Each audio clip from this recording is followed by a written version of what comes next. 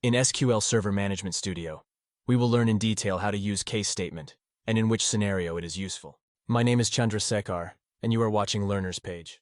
In C programming, we use case statement in PL, SQL, TSQL.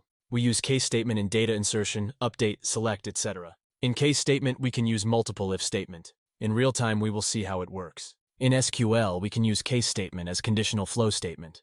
We give some list of conditions in which condition is satisfied. After checking the condition, we close the condition by mentioning the end. In syntax, we mention all the conditions and display the other condition. After ending, we mention the as condition. We can use case statement in update, insertion, select, etc.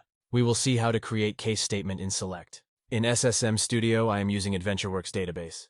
We will see how to create a pay history in this database. In pay history, we have a column called rate.